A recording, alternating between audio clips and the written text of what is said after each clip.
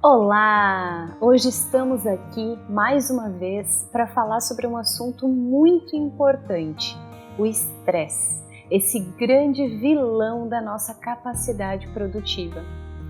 Atualmente é muito comum nós nos depararmos com pessoas adotando um comportamento multitarefas. Aliás, quantos de nós também em algum momento não tentamos adotar um comportamento multitarefas, executar inúmeras atividades ao mesmo tempo? O fato é que esse padrão de comportamento é muito prejudicial para a nossa saúde.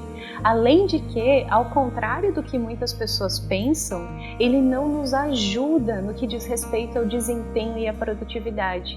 Ele apenas nos atrapalha.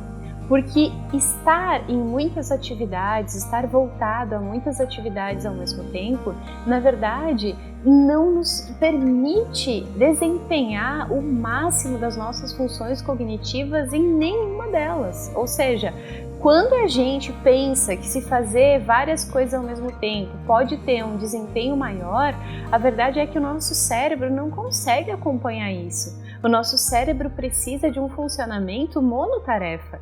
Ele só consegue dedicar o máximo do seu potencial cognitivo para uma atividade por vez. Então, além de não ser efetivo, o comportamento multitarefa também é muito prejudicial para a nossa saúde como um todo. Quando temos muitas atividades, excepcionalmente atividades que nos demandam muito, a gente acaba entrando num estágio de estresse. E o estresse, ele assume no nosso funcionamento, no nosso organismo, um efeito cascata, bastante prejudicial e que acontece mais ou menos assim.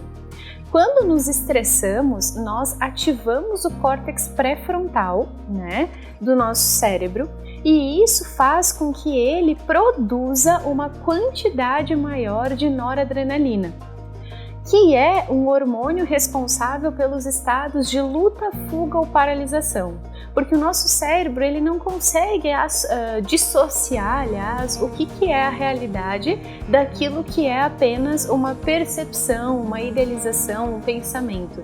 Então, automaticamente, para garantir a nossa sobrevivência, numa situação externa de estresse ou que nos provoque estresse, ele automaticamente dispara noradrenalina, que é aquilo que nos coloca numa posição de luta, fuga ou paralisação. A noradrenalina, por sua vez, produz a adrenalina e o cortisol, que são hormônios bem prejudiciais para o nosso organismo. Por quê? Porque eles baixam a nossa imunidade e também eles acabam gerando inflamações nos nossos órgãos. E o que acontece quando todo esse funcionamento, ele se instaura no nosso organismo? Tendo o cortisol e a adrenalina no nosso organismo, a gente acaba produzindo menos serotonina, que é um neurotransmissor do bem, que é um hormônio que nos estimula a felicidade, a alegria, o entusiasmo, a satisfação, emoções positivas. E na escassez desse hormônio, na escassez da serotonina, nós estamos muito propensos, muito vulneráveis ainda a desenvolver a depressão. Ou seja, o efeito cascata que o estresse provoca no nosso organismo é extremamente prejudicial e corrói todas as nossas potencialidades no que diz respeito à criatividade, ao foco, à produtividade, à excelência no desempenho das coisas que a gente faz. Então ele não nos ajuda, ele apenas nos atrapalha nesse caso, E a grande questão aqui é a gente entender, que atualmente o estresse ele tem sido muito presente na vida de todos nós, especialmente porque a gente tem adotado atividades demais, a gente tem tentado encaixar atividades demais, demandas demais dentro do nosso dia, ou seja, a gente tem adotado um padrão de comportamento muito multitarefa, enquanto nós devemos ser monotarefas para garantir toda a qualidade da nossa saúde.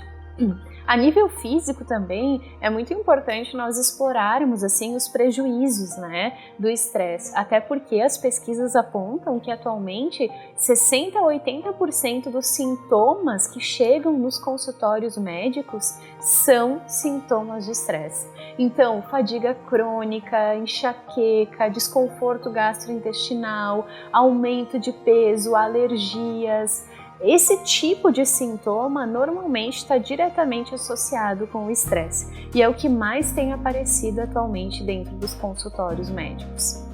Mas a grande questão aqui não deve ser por que as pessoas estão tão estressadas, e sim como que as pessoas que não estão tão estressadas estão se sentindo bem, ou seja, o que as pessoas que não estão tão estressadas estão fazendo atualmente. E aqui vai parecer um pouco contraditório, mas eu quero te contar que o estresse, na verdade, ele não é o problema. Na verdade, o estresse existe desde que o mundo é mundo. Quando nós éramos, caçadores-coletores, nós inclusive nos beneficiávamos do estresse para garantir a sobrevivência. A grande questão aqui não é o estresse estar presente, a grande questão aqui é o excesso, né? Tanto é que se a gente for parar para pensar, fazer uma comparação até mesmo com os nossos músculos, cada vez que nós treinamos os nossos músculos na academia, a gente gera para os nossos músculos um estado de estresse. O grande segredo aqui para a gente não ocasionar lesões nos nossos músculos é o tempo que a gente dá de recuperação, é o tempo que a gente dá entre um treino e outro da academia. Esse tempo permite com que os nossos músculos se recuperem. Por isso que eu digo que o estresse em si ele não é um problema. O problema atual é que nós não temos nos permitido um tempo de recuperação. Nós não temos praticado pausas restaurativas no nosso dia a dia. E é extremamente importante nós entendermos a importância dessas pausas. Até porque o movimento em si, ele sustenta a pausa, mas a pausa sustenta o movimento. A gente só consegue manter uma rotina produtiva e eficaz quando conseguimos aplicar as devidas pausas necessárias para o nosso funcionamento e para a nossa recuperação cerebral. E aqui existem 3 tipos de pausas que vocês vão encontrar lá na parte teórica desse módulo. A pausa micro, a pausa média e a pausa macro. No que diz respeito a pausas micro, a gente pode considerar aquelas pequenas pausas que a gente dá no decorrer do nosso dia, pausas de 10 minutos para fazer uma meditação, para ouvir uma música, para praticar alguma atividade física, não necessariamente de 10 minutos, mas aquelas pequenas pausas que a gente consegue dar na nossa rotina, ou para fazer um lanche. Pausas a nível médio dizem respeito àquelas pausas um pouco maiores. Então, o nosso sono, que normalmente o ideal seria de 8 horas por noite, diz respeito aos feriados, aos finais de semana. Então, é um tempo um pouco maior que a gente se dá para realmente nos desligarmos totalmente das atividades do cotidiano. E as pausas a nível macro dizem respeito às férias, que são um tempo um pouco mais prolongado que a gente passa sem ter nenhum vínculo com as atividades profissionais ou atividades rotineiras, atividades que nós estamos habituados a praticar normalmente. Então eu te convido a olhar o conteúdo teórico desse módulo e entender um pouco melhor a respeito das pausas restaurativas, mas principalmente a praticar as atividades práticas, que estão disponíveis também aqui para vocês perceberem uma redução significativa do estresse no dia a dia e na vida de vocês como um todo. Façam isso o quanto antes. Lembrem-se que a prática é extremamente importante para a gente identificar o benefício e a efetividade desse curso. Um abraço e até o próximo módulo.